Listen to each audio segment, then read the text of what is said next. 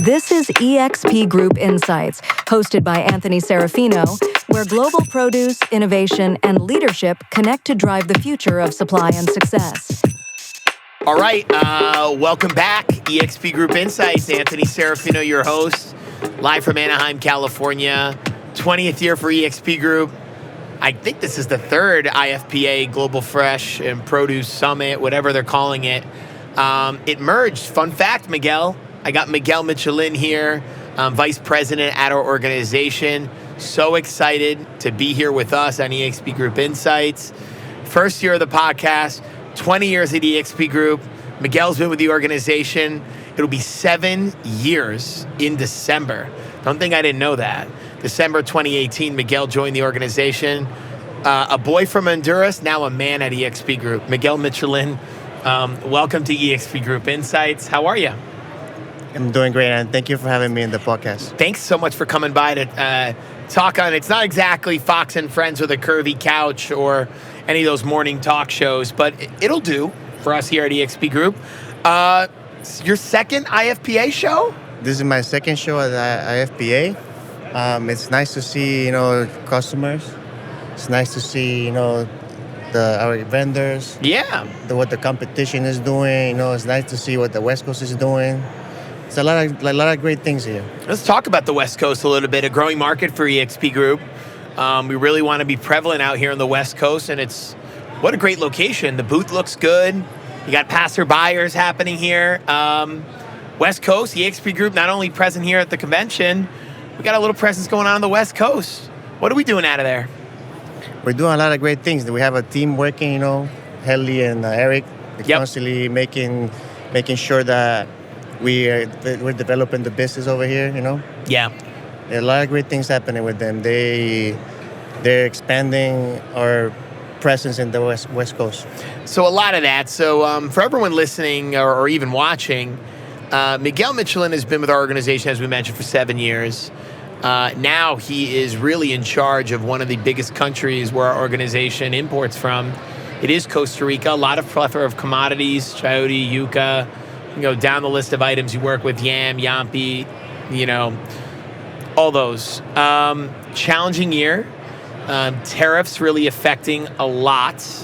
I kind of want to talk to you a little bit about tariffs and what you're seeing on your side, how we can communicate that really well to the clientele. Very difficult dealing with tariff. I call it the tariff tantrum because you never know with this organization, or I should say this administration rather, about dealing with tariffs. How is that as a buyer, as someone that's really in charge of a focal country for us, Costa Rica, dealing with tariffs? The tariff situation, honestly, has been a lot of challenges throughout the whole year. We've seen the volume suffer a little bit. Yep. Because, when things get expensive, at the end of the day, the items that we sell, they're for the working class. Yep. So it's not your wealthy people buying them. Of course. So it's suffering a tremendous volume problem. Yeah, of course. And I think you mentioned that it's a working class item, but we're seeing more so than ever that yes, historically speaking, demographics of the users of the commodities that come out of Costa Rica, and I'm not mentioning the big ones, plantains, bananas, all that. Yuca, chayote, squash, different other items, they're typically for a lower demographic, but I am reading a lot of things, and I'm hoping you could share a little bit about that it's really skewing towards higher demographics now. It's an item now that more mainstream Americans are consuming yuca. More mainstream Americans are consuming a chayote squash.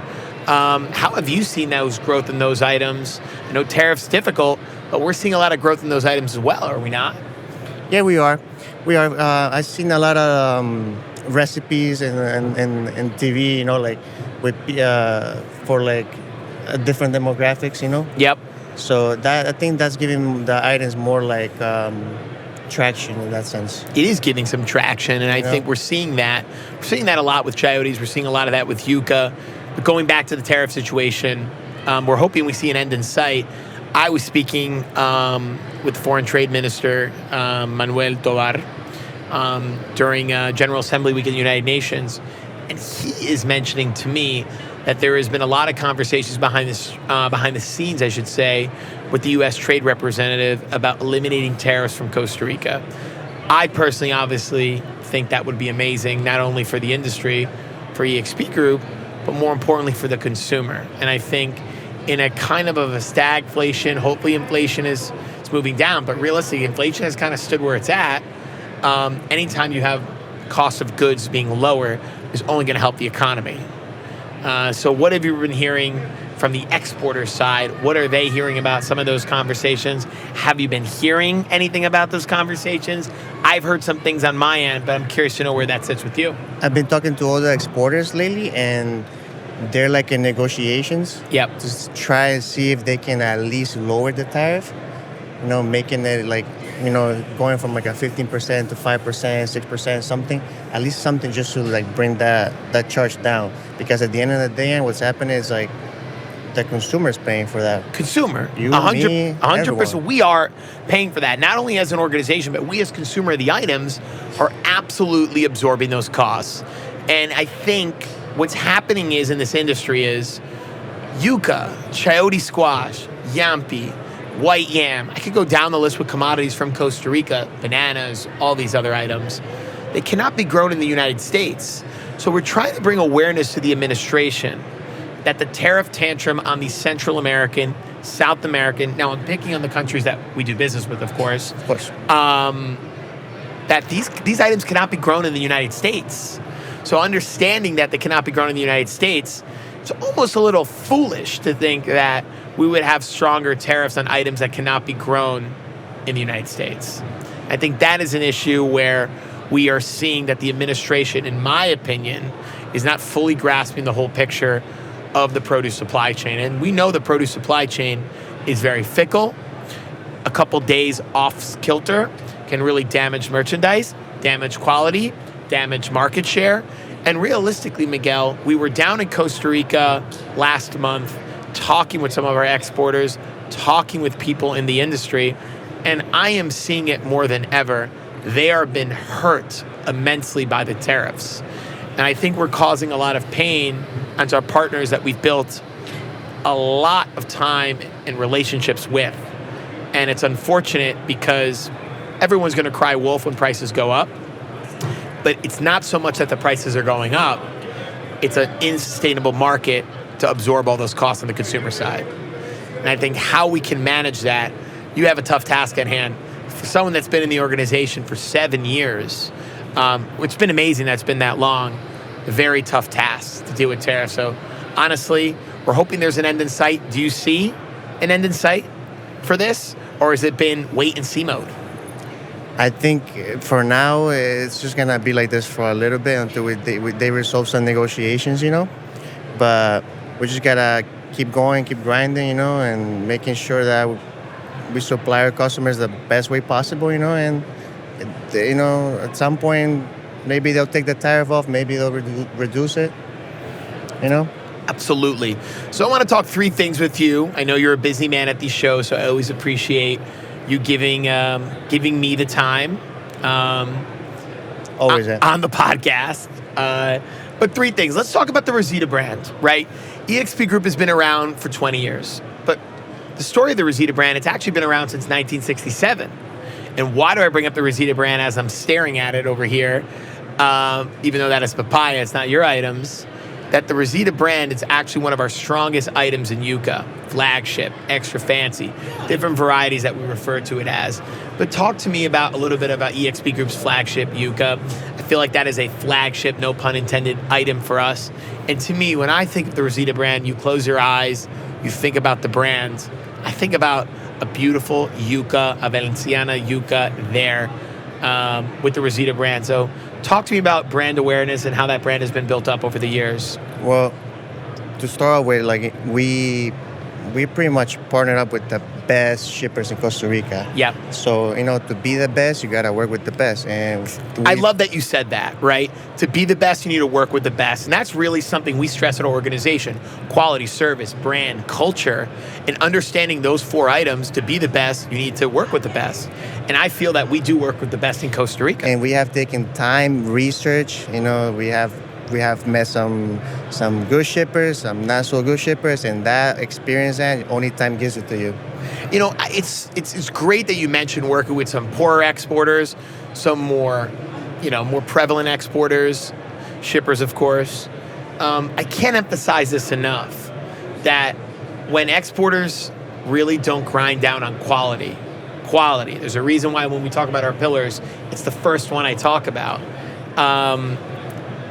It's when they don't really emphasize quality, they're only hurting themselves and they're only hurting the brands. And you see that every day with very fickle items like a yuca, like chayote squash, even yams, right? So talk to me a little bit about how important quality is on the Rosita brand, because to me, those two items, Rosita brands and quality, are two items that are really congruent. So understanding that, talk to me about that. Well, and when people think the Rosita brand, they only think like the best. So we have taken the time to, emphasize that on our shippers, like just whatever we pack on our boxes has to be like the best. The best. The best. Otherwise, we cannot put that in a Rosita box.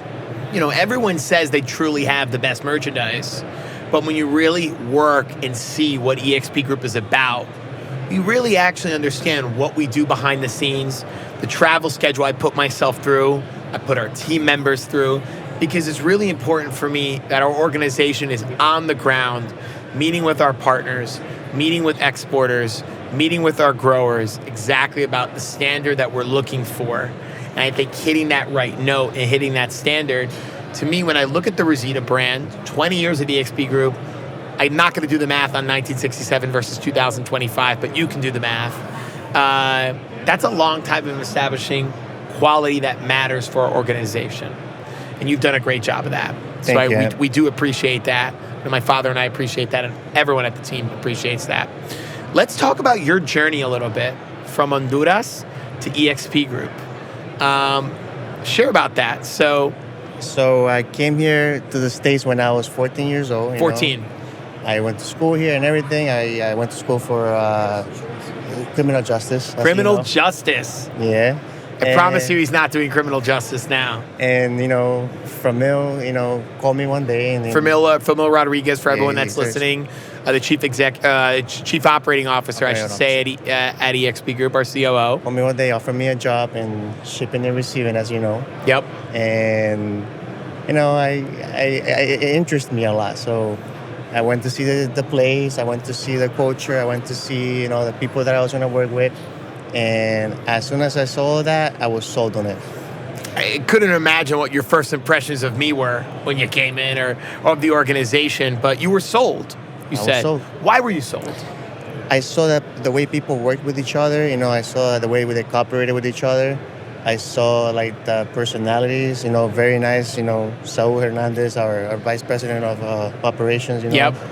We used to work together. And another Hondureño, an Honduran. Honduras too. Yep. A lot of Honduras. And, I started shipping and receiving, and the company kept expanding, thankfully, and, they saw potential in me, you and your father.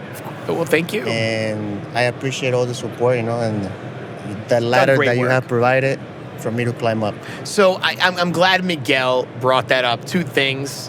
From a recommendation from our chief operating officer, Famil Rodriguez, all the way up to the top.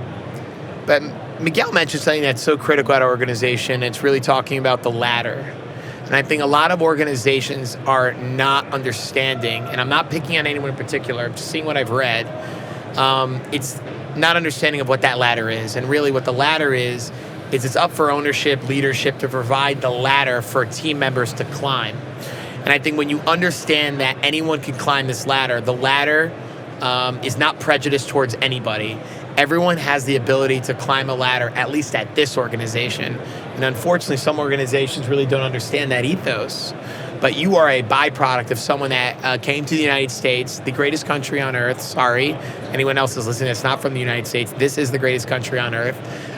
To come here at 14 years old, an immigrant of this country, and this is a country of immigrants, and to realistically have the opportunity that anyone else could have that opportunity and work your tail off, work your butt off to get to where you are today at our organization.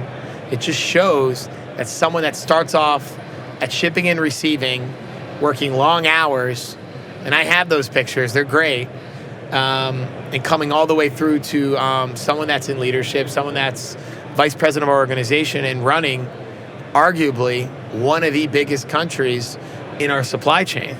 It's got to be a full circle moment for you, Miguel, 7 years in December, to have that moment, not even 10 years here. So think about it. eXp Group has been around for 20 years and you've been involved for 7 of those 20. It says a lot.